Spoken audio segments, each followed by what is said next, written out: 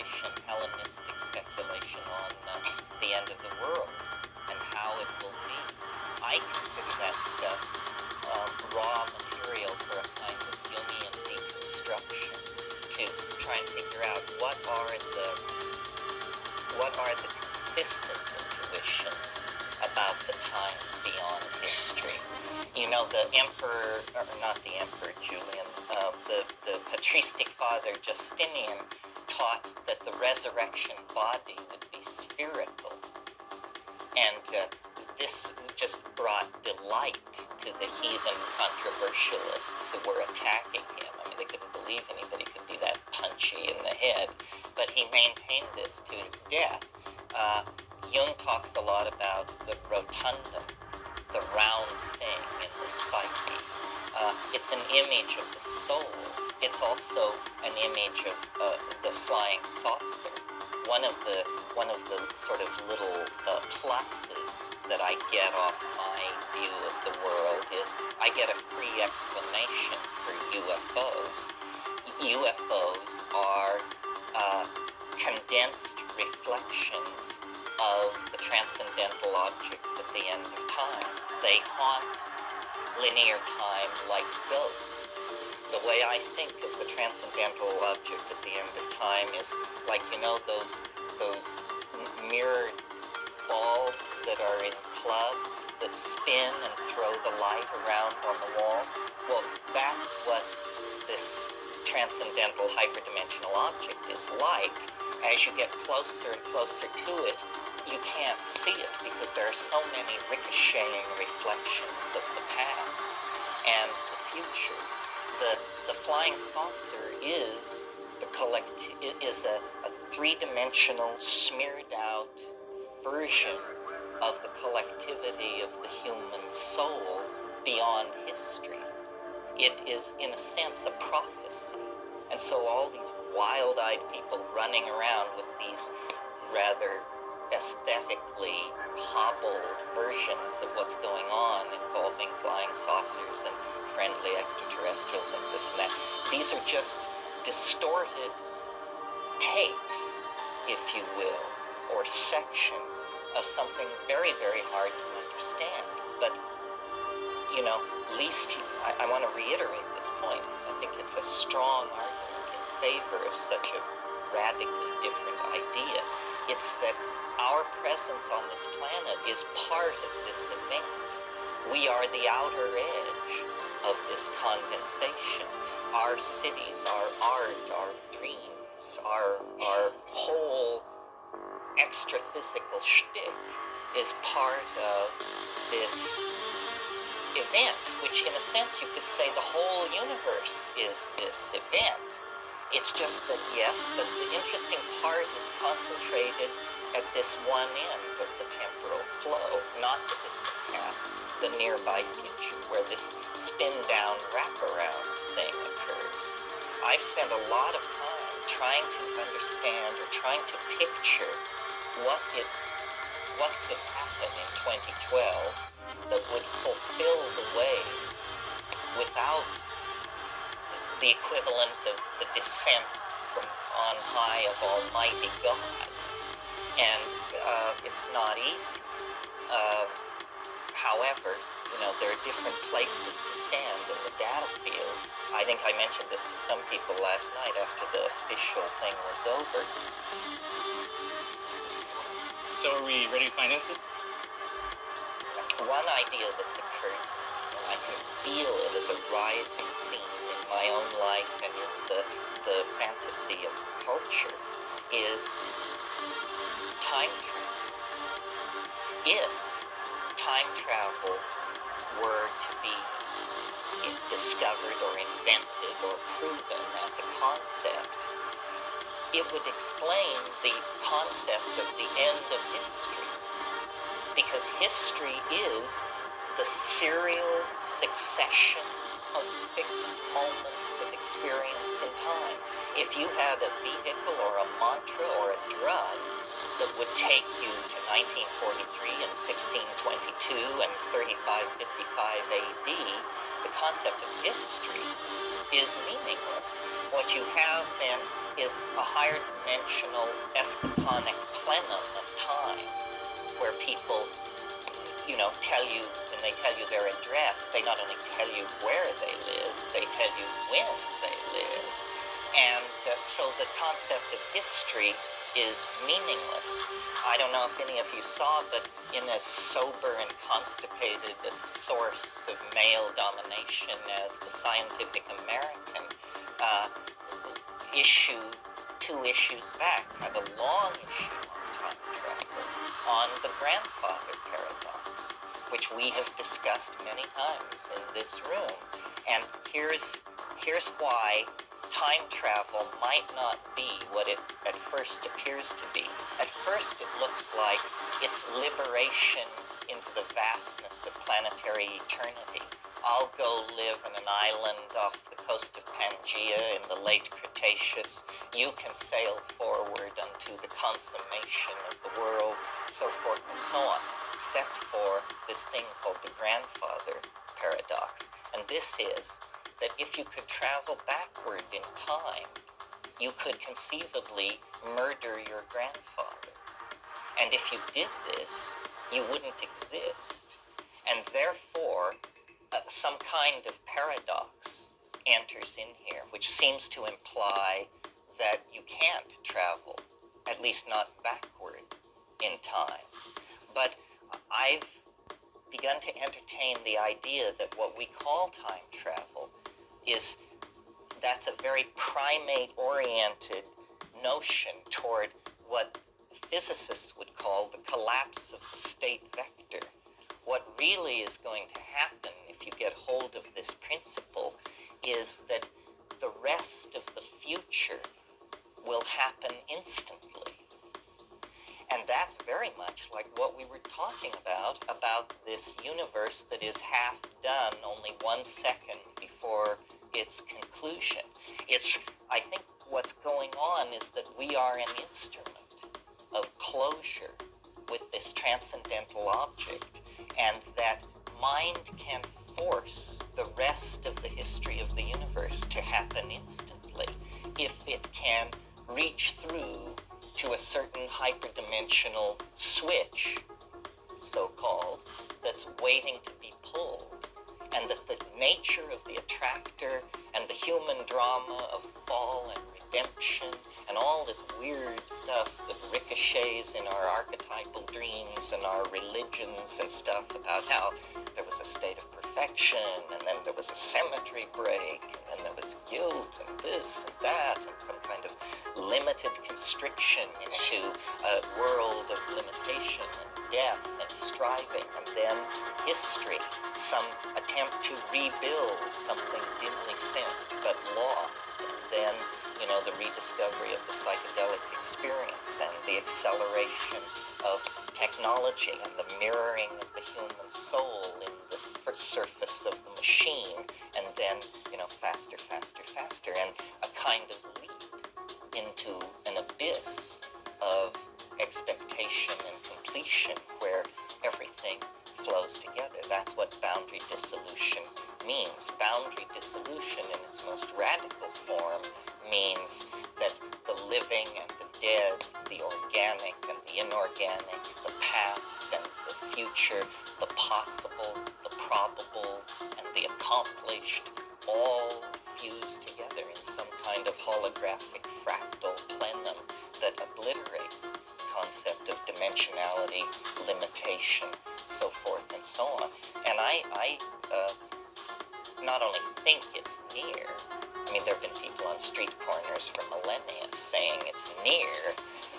I have the coin of the realm to prove it's near. I have a mathematical equation and an argument from historical evidence and an invitation to rational critics to come and relate to it and so forth and so on. So it's a strange thing, my rap. It's a nutso revelation that seeks to make its case in terms of the soberest game on the block, which is the austere and august enterprise of mathematical formalism and science. And when I approach all this with a great sense of detachment and humor, years ago, 25 years ago, whenever it was that I got into this, I just assumed that, it was all revealed to me in the jungle. And I just assumed that getting straightened out was simply a matter of walking out of the jungle and finding experts, and that they would help me overcome this delusion. It's not been so easy. I came out of the jungle. I knew nothing about epistemology, the philosophy of science, the nature of the rules of evidence, what the relationship of mathematical formalism to scientific truth was. I was not well educated, and so I set out to become a player and to learn the stuff you have to learn. And what I discovered, to my amazement, was waiting for me was not a wisdom-laden and established canon of knowledge that could gently point out my errors and turn me in the right direction. What I discovered was nobody has a clue as to what is going on. When you start reading the philosophy of science and people like Imre Lakatos and Karl Popper and Paul Feyerabend, and you just realize, what we peasants think of as enormous battlements of adamantine rooted in truth are just, the stuff German weasels wrote in order to advance their careers in some 19th century university environment, or some damn thing like that. Anyway, it's got nothing to do with truth, and nobody knows anything.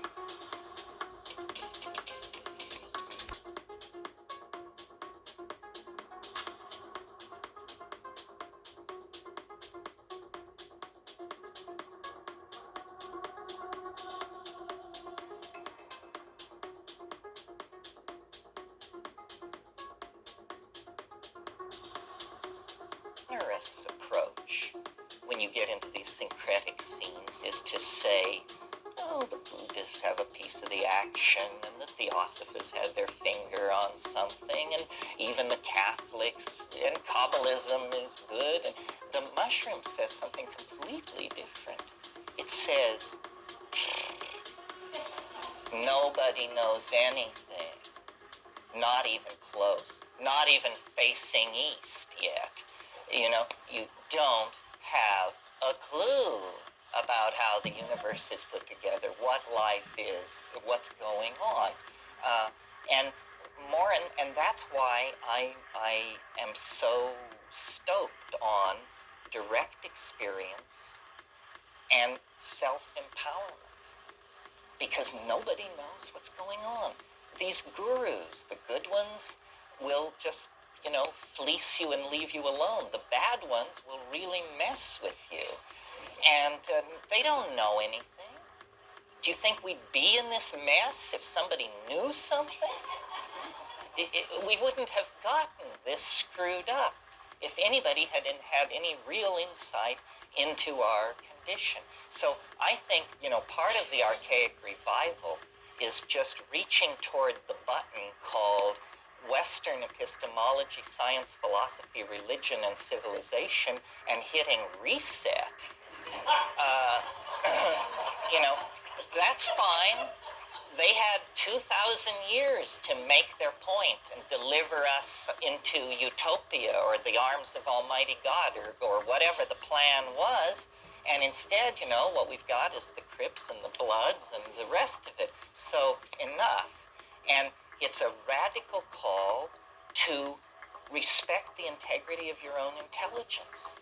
You should decide what makes sense. You, based on your experience and your self-examination, should decide what makes sense.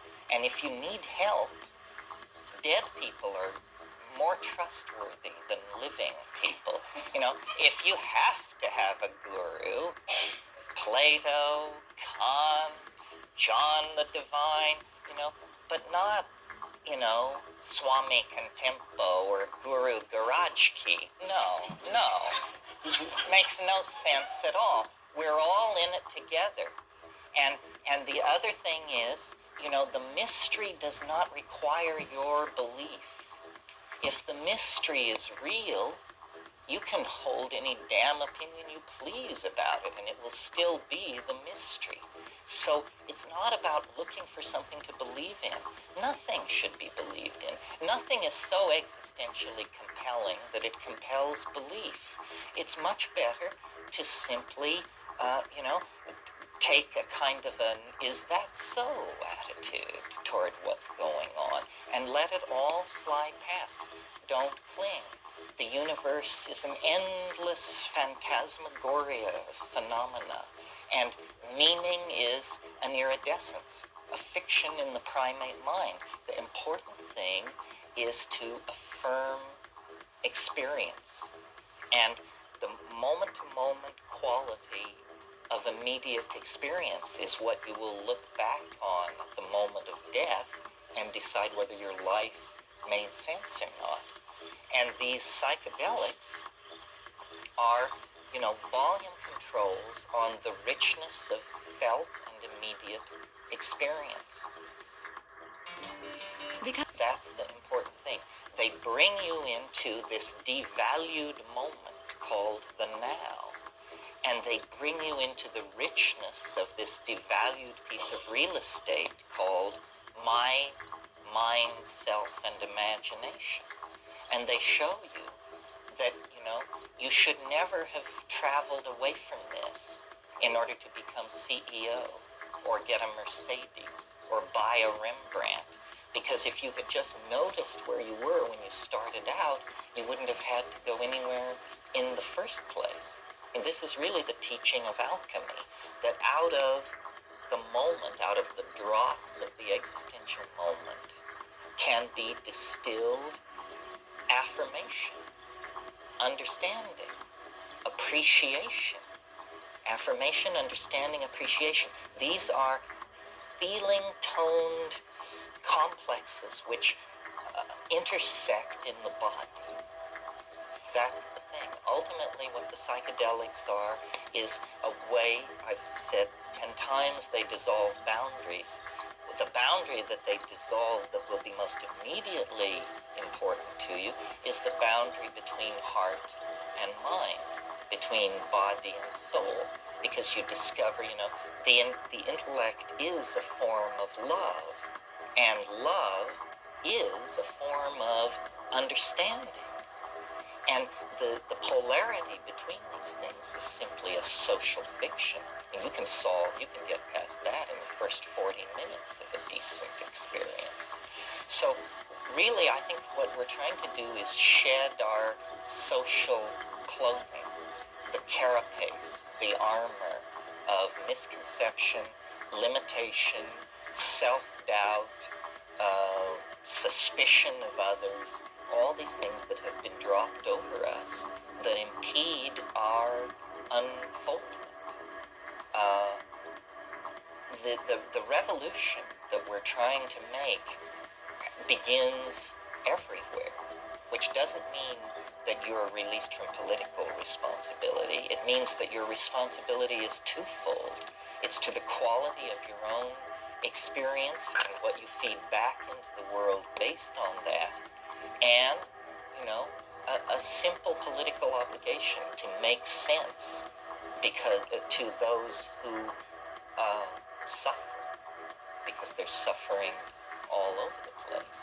And the horrifying thing about our circumstance is that those who could ameliorate the suffering are the furthest from it, the least likely to feel its impact. I mean, we're not ruled by people who live under bridges. We're ruled by people in chauffeured limousines.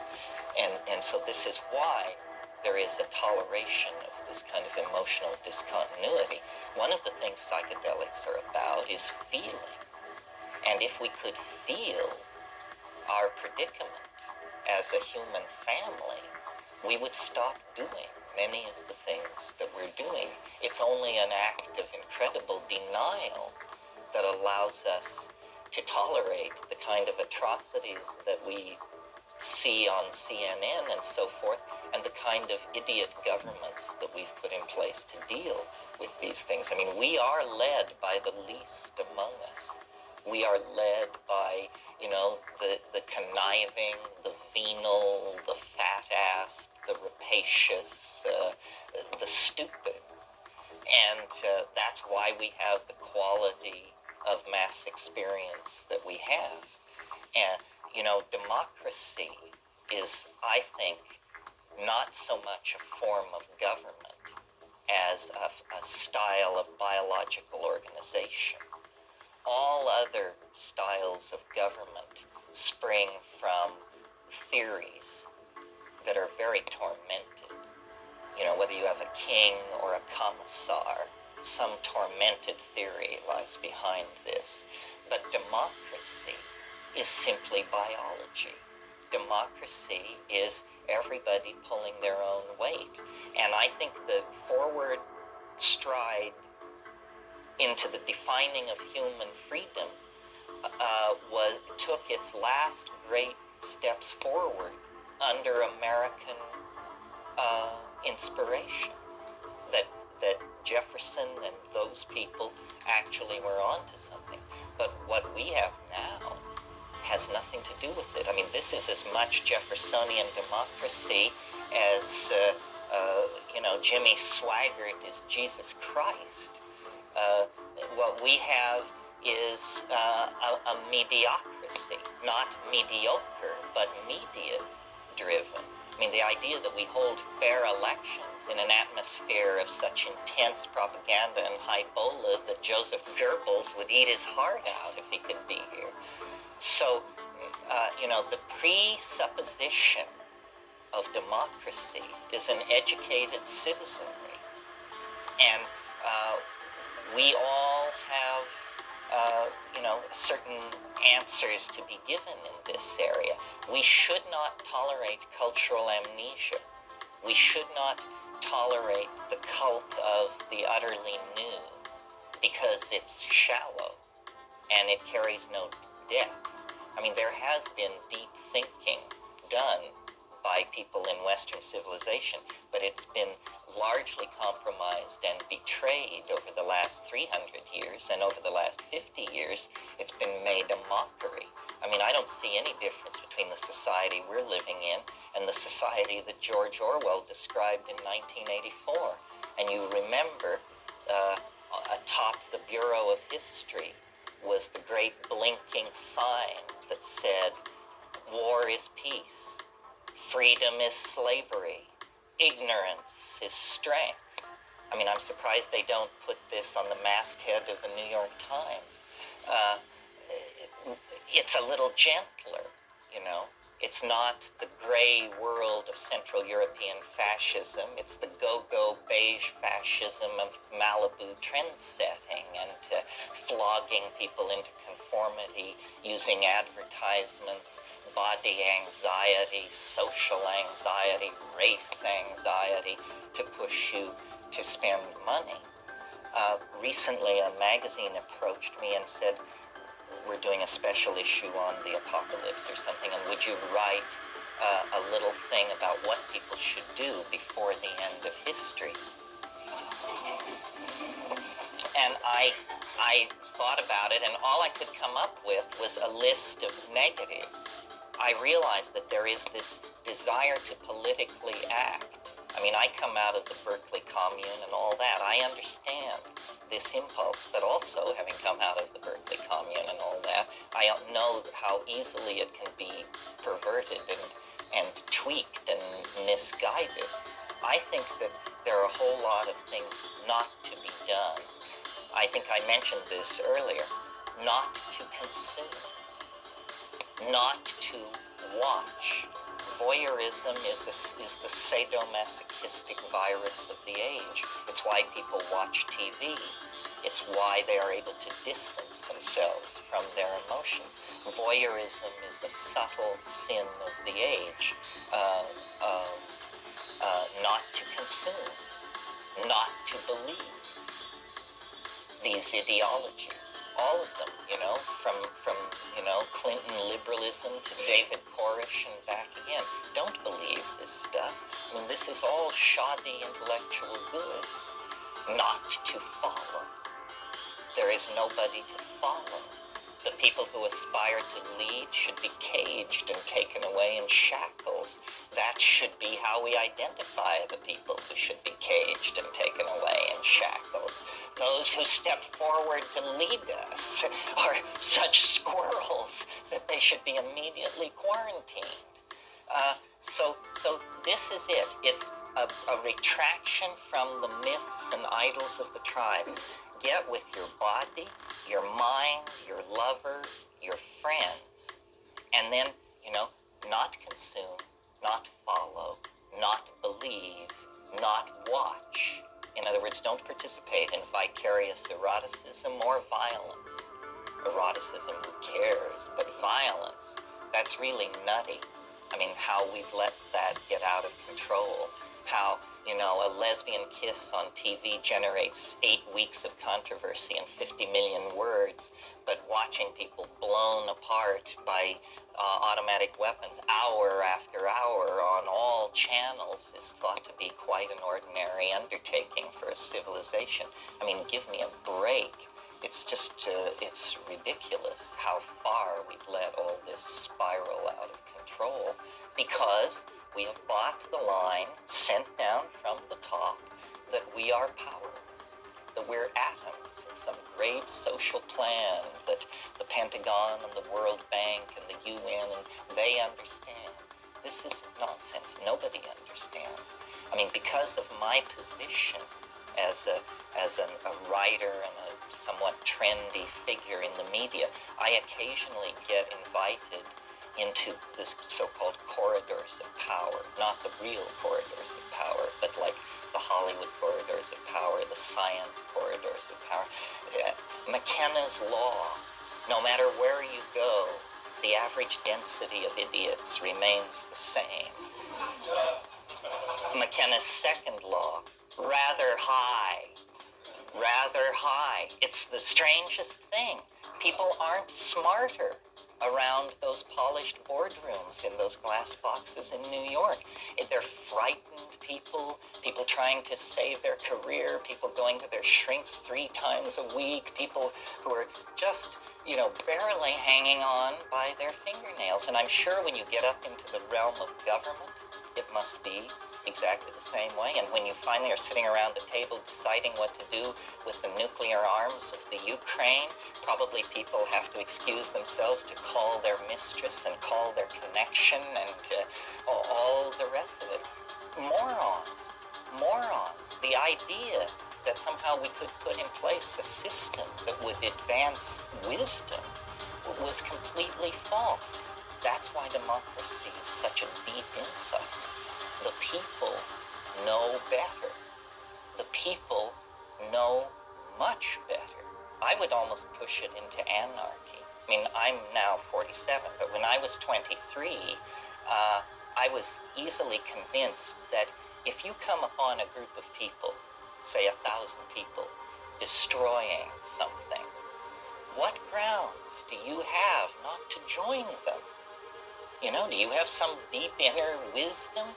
The people understand. And that's why the game of history has always been to suppress, repress, silence, divide, and twist the intentions of the people.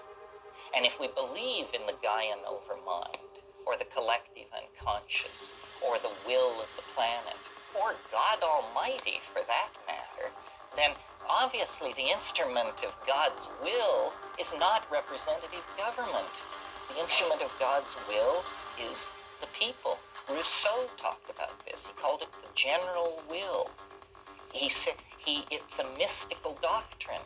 He said at any one time in history, a majority of the people can go against the general will, and they should be resisted. In other words, the dead count in this general will thing. It's not just the living who get to vote. There's also the morphogenetic momentum of the past. So I believe that psychedelics are a catalyst for the imagination, for cognitive activities, for thought, for analytical understanding, for loving absorption, for all forms of relating to the data of the world, and that it's an opening of your eyes, your heart, your mind, your soul, and that this is what needs to happen. And to the degree that it happens, we will distinguish ourselves. I mean, we're in real trouble here. We're basically in quicksand to our waist, and there's no sign of help on the way. And yet, we are. It's not an inevitable thing. We have tools. There are people. There are ideas. There are plants that could save us. But it's not certain that they will save us. That's what compounds the tragedy. If the enterprise of intelligence and civilization is betrayed into extinction, it won't be because it was inevitably a bad idea. It will be because we blew it and destroyed what might have been something wonderful. We have within ourselves a demonic capacity to oppress each other, to define each other by categories of race, sex, age, and so forth. And we have, an angelic capacity as well. Thomas Hobbes, one of the great paranoids of Western civilization, said, "Man to man is like unto an errant beast, and man to man is like unto a god." And this is, our dilemma. It's a dilemma of consciousness. And, sitting here, I suppose I'm preaching to the converted. I mean, you represent probably the 0.5% of concerned, striving, comfortable people on the planet. I mean, there are many people almost like you, but they wouldn't be here. But what this is all about is everybody. The average person on this planet is 22, black and female, and has 2 children. That's who the human race is today. And we, this upper 3% of the intelligentsia of the high-tech industrial democracies, are the people who will be asked, how did you manage it? Where did you steer it? Did you maximize your goals? And I think all of us misconstrue the level of our own power. I mean, I certainly feel that about my own career. I've been saying the kinds of things I'm saying now for 25 years in some form or another. And the mere act of repetition has changed me from an object of pity by my friends into a slice of the cultural dialogue. And there was nothing special about it. It's just persistence.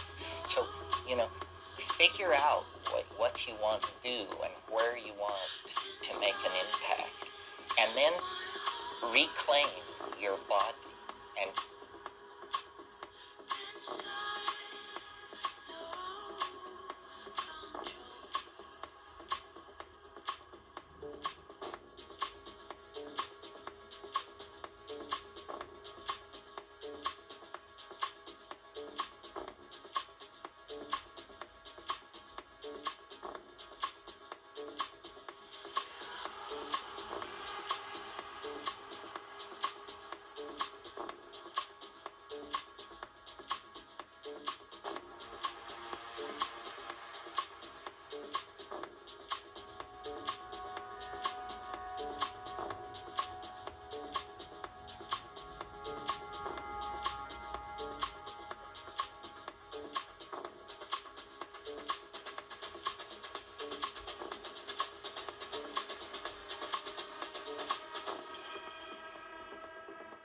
your senses and your mind and your values. And it's not so scary, actually. It's not so scary. and then I think encourage other people to do likewise. We have a living presence among us to stabilize our faith that this is the right thing to do. And the living presence among us are the psychedelic plants. No other spiritual conviction in history could call its core concern How can you find strength in presence so easily, so dependably. We have prayer which works. We have a ritual which works. We have a God which is alive on the altar. It's not a symbol. It's not a memory. It's not a prophecy. It's here. And, to find this out is to take a step in your intellectual growth and evolution. You can choose not to follow the implications. But I have then done my part in this deal, which was that you should hear it. That you should hear it. And then what you do with it, that's your business. Well, in the sense that we have a mystery that we can call upon that will arrive. I mean, I've prayed. It's dreary, hard on the knees. I've meditated.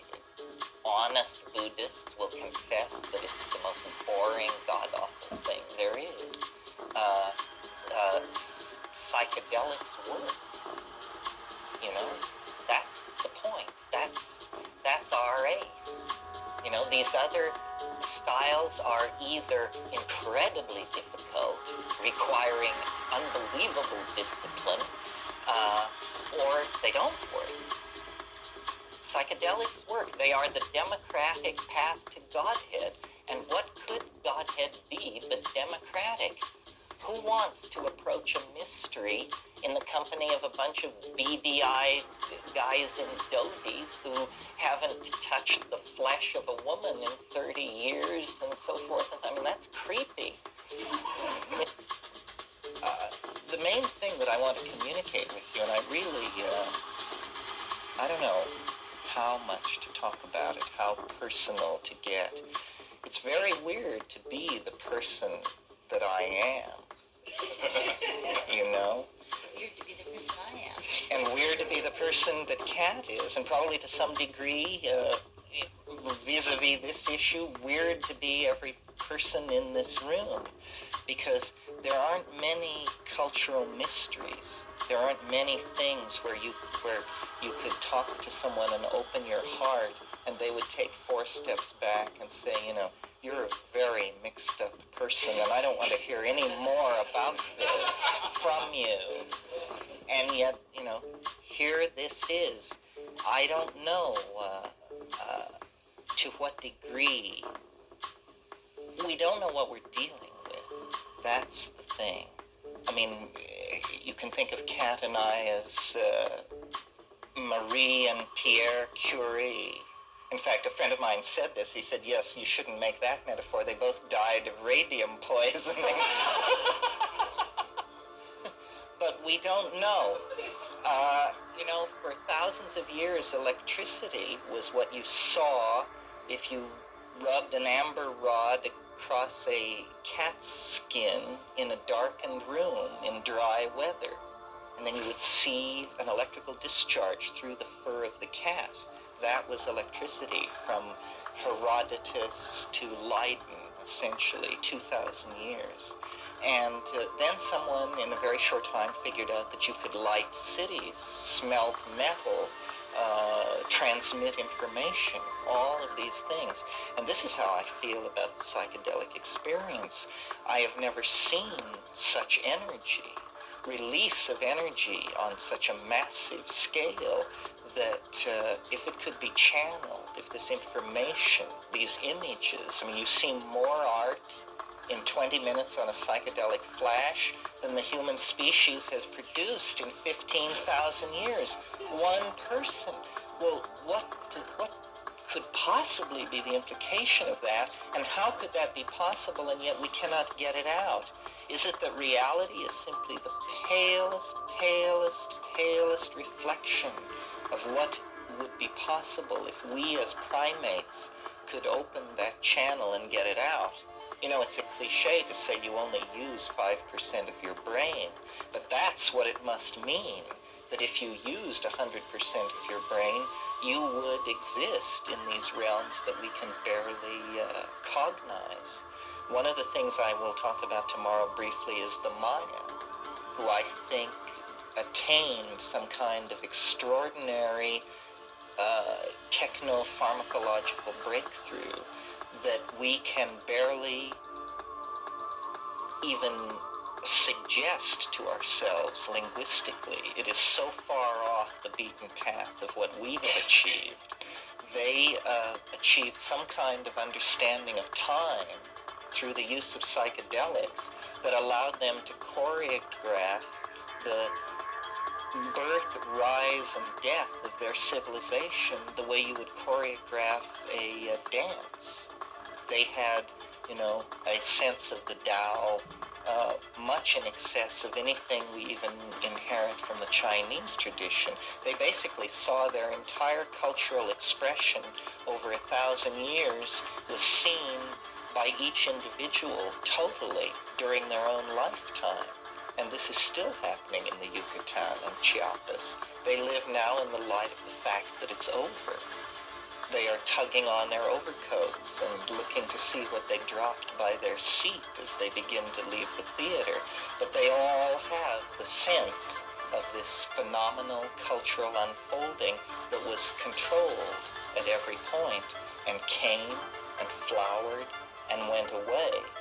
And this is the kind of grace, the kind of atemporal understanding of how to be that I think the psychedelic experience imparts to societies, in some cases through their shaman, in other cases because the whole society is generally immersed in that notion.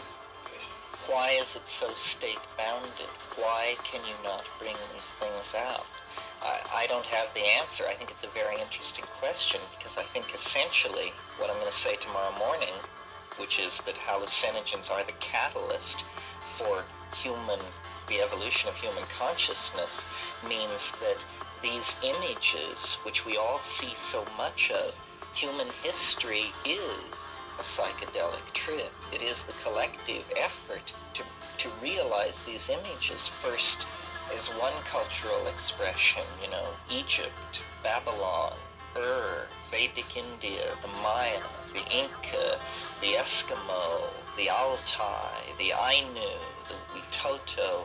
These are efforts to articulate the ever-present invisible surround, and yet they're all terribly, terribly inadequate.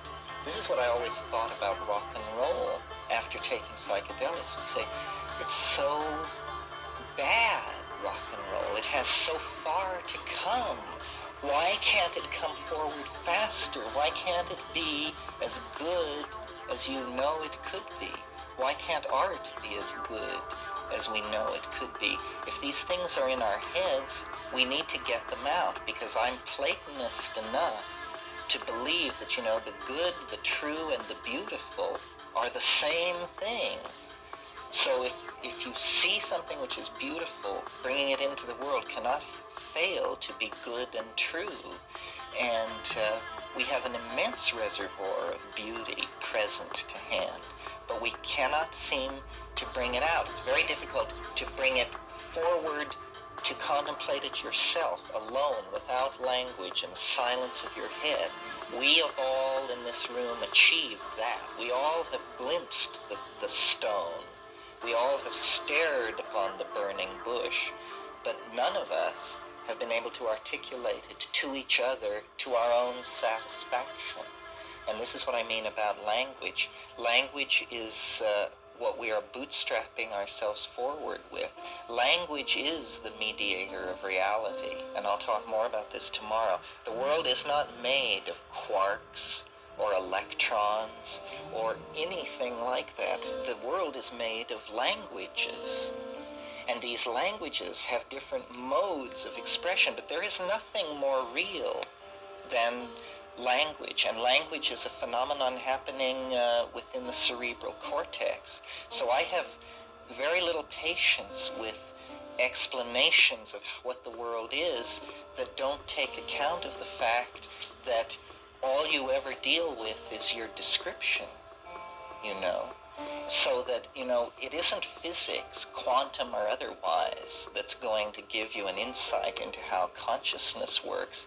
It's probably a field much more closely related to literary criticism that is going to give you a handle on life. Because you don't want to know what the lives of 10,000, what laws govern the rules of 10,000 people or 1 million people.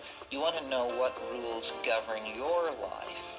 And if you look back through your life at your breakthroughs, your disappointments, your love affairs, your betrayals, you see that it all happened very oddly, hung together by coincidence, chance-met people, literary unlikelihoods that would never be tolerated in a good novel. It means that your life has a quality of artifice that no theory of being is addressing for you.